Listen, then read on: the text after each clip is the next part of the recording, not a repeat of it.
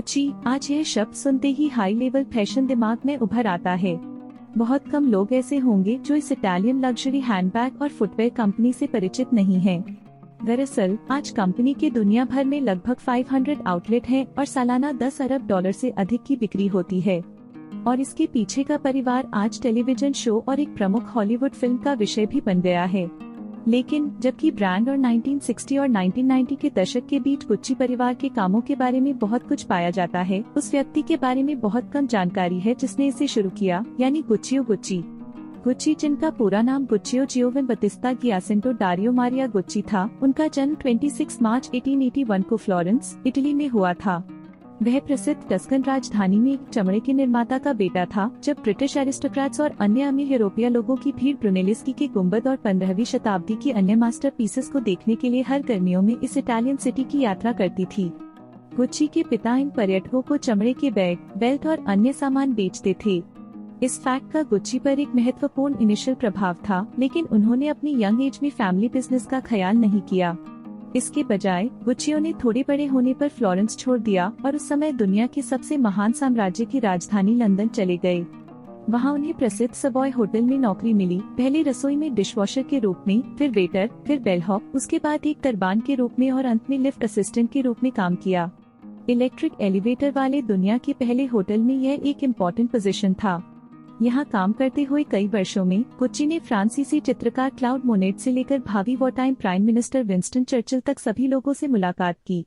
यह करने से उन्होंने अमीरों के स्वाद को देखा और यह भी देखा कि समय के साथ फैशन कैसे बदलता गया, खासकर बैग और सूटकेस में। ये बातें उनकी बाद की सफलता के लिए बहुत काम आई थीं।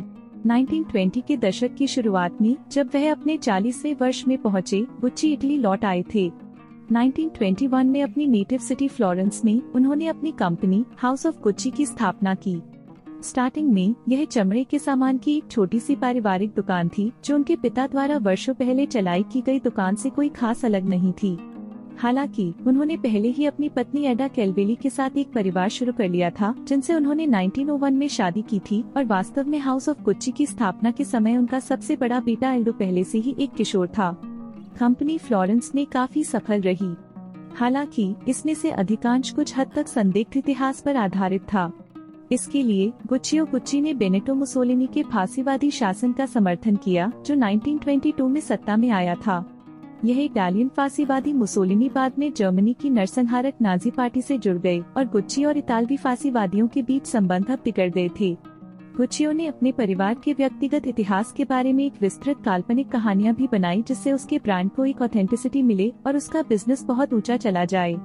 इस कहानी में गुच्ची यह दावा करता था कि गुच्ची मेडिसी परिवार के वंशज थे, जिन्होंने 15वीं और 18वीं शताब्दी के बीच फ्लोरेंस पर शासन किया। इस मिथ ने गुच्ची हाउस की बड़े लोगों के बीच अच्छी छवि बनाई, जिसने कंपनी के शुरुआती दिनों में मार्केटिंग के लिए अच्छा काम किया। हालांकि यह सब मिथ था और स्टडीज ने साबित कर दिया है कि गुच्चियो ने इस पूरे फर्जी पारिवारिक इतिहास को बनाया है। जबकि गुच्चियो एक बड़ा झूठा व्यक्ति हो गया था, उसके बिजनेस सक्सेसफुली चलते रहे। 1938 तक फ्लोरेंस में हाउस ऑफ गुच्ची स्टोर इतना सफल हो गया कि गुच्चियो ने विस्तार किया और रोम में दूसरी यूनिट खोली। लेकिन इसके तुरंत बाद वर्ल्ड वॉर 2 की वजह से यूरोप पर संकट आ गया और डिजाइनर हैंडबैग और सूटकेस का बाजार रातों रात गायब हो गया। इस बीच में गुच्ची ने इटली और जर्मनी के कई अन्य फैशन हाउसों की तरह युद्ध में यूज होने वाले चमड़े के अन्य सामान बनाना शुरू कर दिया। वर्ल्ड वॉर 2 के खत्म होने बाद भी से यूरोप की अर्थव्यवस्था में एकदम कुछ भी सुधार नहीं हुआ। 1949 के अंत तक कई देशों में राशनिंग जारी रही और किसी भी बाजार को फिर से ठीक करने से पहले घरों और बिजनेसेस की रीबिल्डिंग पर ज्यादा फोकस किया गया। हालांकि 1950 के दशक में भारी ग्रोथ देखी गई, क्योंकि यूरोपियन इकोनॉमीज का तेजी से एक्सपेंशन हुआ, जो हुआ यूरोपीय कोयला और आयन की बढ़ी हुई खपत से, जिससे यूरोपीय संघ उत्साहित हो गया।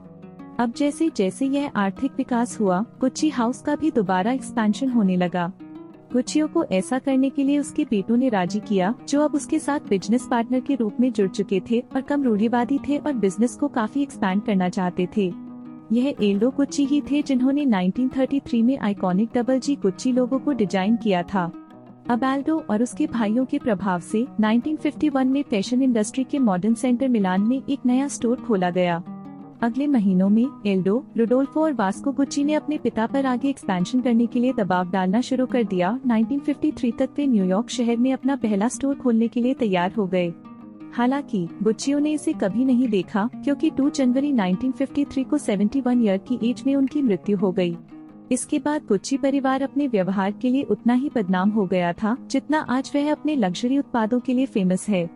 गुच्चियों के निधन के बाद के उसकी की संपत्ति और कंपनी के नियंत्रण को लेकर पारिवारिक झगड़े बढ़ने लगे। सबसे प्रसिद्ध रूप से 1995 में गुच्चियों के पोते मॉरिजियो गुच्ची का हत्याकांड है, जो उसकी एक्स वाइफ पैट्रिसिया रेगियानी ने करवाया था और इस काम के लिए एक हिटमैन यानी कि एक किलर को काम पर रखा था। मॉरिजियो 1980 के दशक के अंत से कई वर्षों तक कंपनी के चेयरमैन रहे थे। फिर भी कंपनी को मिसमैनेज करने और फ्लोरेंस में एक नया कंपनी हेडक्वार्टर बनाने पर बहुत ज्यादा पैसा खर्च करने के लिए उन्हें आलोचना का सामना करना पड़ा।